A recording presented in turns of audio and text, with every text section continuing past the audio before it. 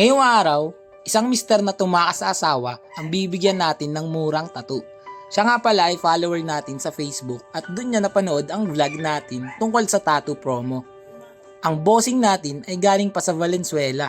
Nakamotor lang yan partida. Grabe, husay. Kung mapapansin nyo, nagsimula na nga pala tong video sa kalagitnaan ng tattoo session namin. Nagkaroon kasi ng technical difficulties.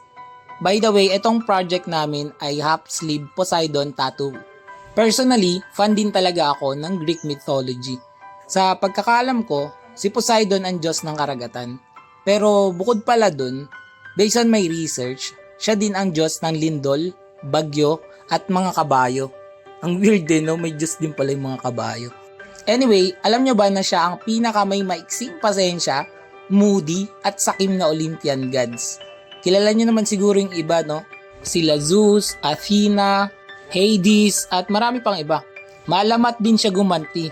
Kaya siguro yung ibang nagpapatato nito, malay nyo, huwag nyong bahala kayo pag sila gumanti. Tungkol sa mga nabanggit ko, yan ay ilan pa lang sa mga karakteristik niya bilang isang mythology persona. Para sa akin, mas tumatak ang pagiging makapangyarihan niya at yung angas ng facial expression.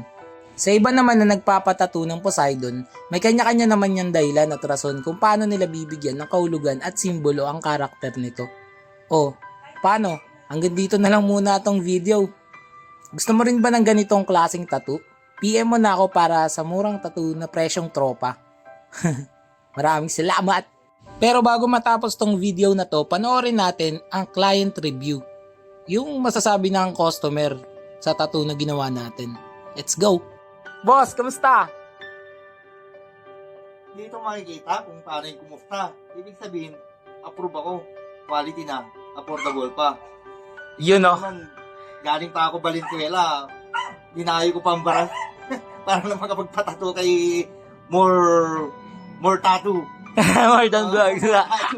Di ba? Re-recommend kita sa tropa. Yun no? Patingin nga ka. Rate mo boss 1 to 10 yung tattoo natin. Siyempre, alangan naman ipapahiya pa kita. Magte-10 tayo, siyempre. Kasi kitang-kita mo naman pre. Mga viewers natin, kita nyo naman yung mga gawa ni talagang quality siya, mabusisi. Pero talagang tiyaga talaga niyang tinira ng para mapaganda yung mapaganda yung outcome nung tattoo na Boss, alam ba yan ang misis mo? Yun, hindi niya alam. Malalaman na lang niya mamaya pag upload mo yan.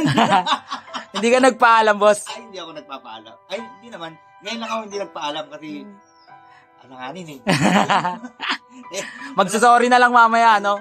Wala na siyang magagawa. Pag makita niya na to, wala na siyang magagawa. Andyan na. Kumbaga, surprise na lang. Yun na. Ayos. Salamat sa tiwala, boss, ha? No problem, boss. Ulit ka pa ba? Oo naman. Yun, no? Ito, papabuo ko talaga to. Yeah. Ipala ko talaga. Ito. Ayos. Siyempre, unti-unti lang tayo. Mahirap yung biglaan Ayos. Okay. Kita-kits na lang ulit. Kita nyo naman, goods.